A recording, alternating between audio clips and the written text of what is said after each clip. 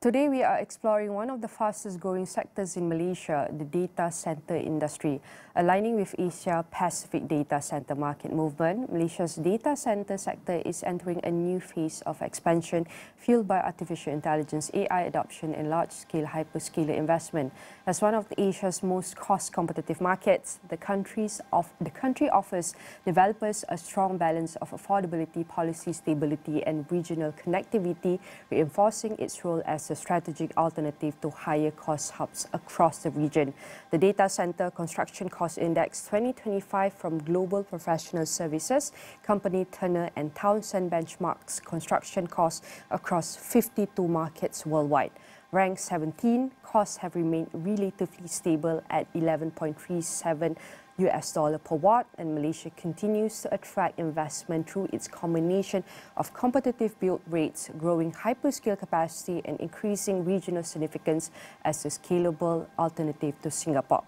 Joining us in the studio is Carlos Garcia Rodriguez, Project Director at Turner Townsend, to unpack Malaysia's cost structure, construction challenges, cooling technologies, and what it will take to strengthen our long-term competitiveness. I want to say thank you very much. Thank you for having me. Carlos, how are you? I'm very good, thank you. It's a pleasure to be here. It's an honor to have you also. So we know that talking about data center is growing globally, but how could you summarize Malaysia's cost structure and key advantage compared to established data center in like Japan and Singapore? Yeah, so Malaysia, obviously, there's a lot of land availability. There's no land scarcity, such as in Singapore, obviously. I would also say that politically, it's very stable as a country, and that's perceived by the investors and developers as well as a very stable economy.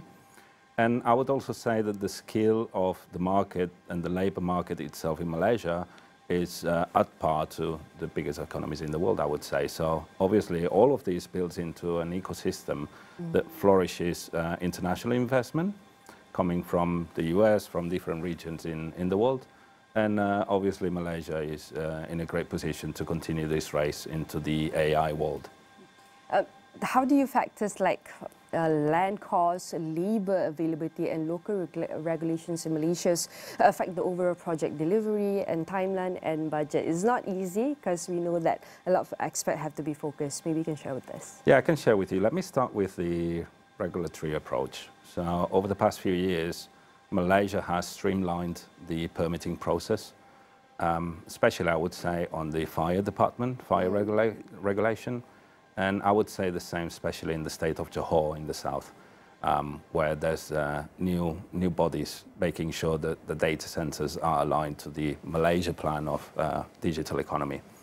If we move on into the labor costs, labor availability, or even the contractors' books, I would say it's very important to say that we are still far away from very, very condensed markets like Japan and Singapore.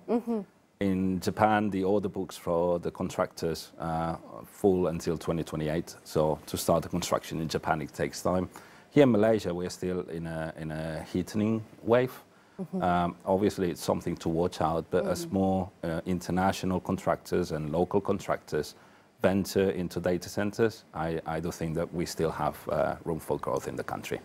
And as power densities increase and cooling rise, like AI, liquid cooling, maybe what is the best way or the best method, or how do you see Malaysian balancing these technical needs at the same time at the advantage of the cost?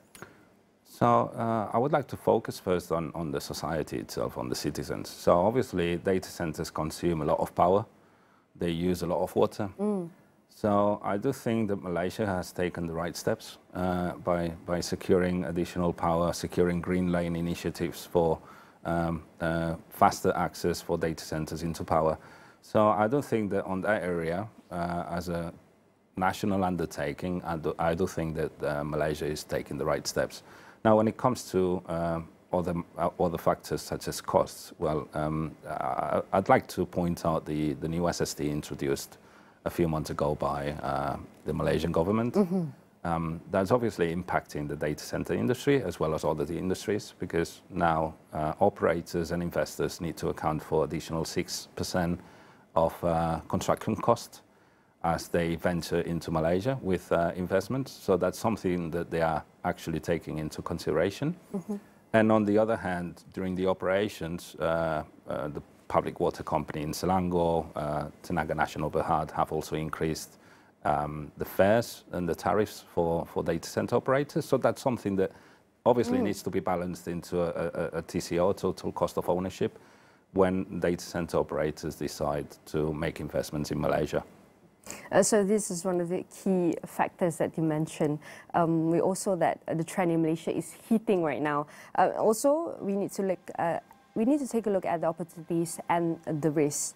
What are some of the main challenges in promoting cooling technologies within the Malaysia's data center market? So, look, with the advancement of liquid cooling, which is not something new, but it's been made sort of a commodity lately. The knowledge on the cooling technologies plays a big part. And what we've seen over the past year, I would say, is that projects have been redesigned at design stage or even on construction stage to account for liquid cooling technologies. So that's obviously carried forward a delay in the construction. It's carried forward an increase in the costs as well. But obviously, I would say there's a fear of missing out in some sort of way.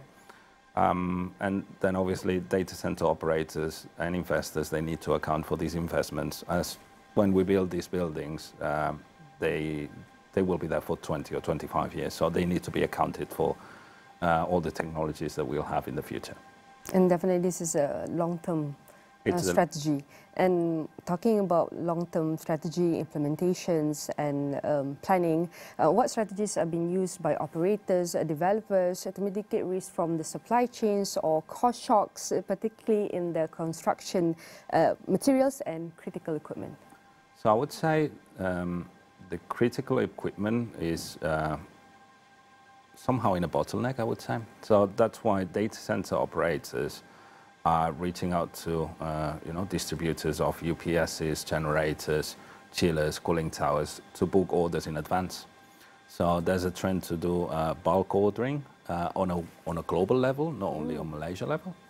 I would say also modularization has played a big part here. So by phasing the development according to the data center operators' tenants, basically we can make sure that we adjust the capital expenditure at the initial of the stage, at the initial of the projects, to make sure that it aligns with the delivery strategy and the tenant strategy for use. So all in all, the industry is becoming more creative. We need to think outside the box. Innovative. So, exactly. So that's the data center world in the end. And also we need to take a look at the costs. Costs usually are the main focus. Without costs, we can't move this. And given the rising costs of construction materials, labor and supply chain delays, how do you foresee data center construction in Malaysia's costs would evolve and the wider APAC region? So let me focus on the APAC region first, and then I'll go back to Malaysia. So we've seen trends, especially in Indonesia and Japan, in Singapore, where costs have risen up over the past few years, but then later on have become very stable.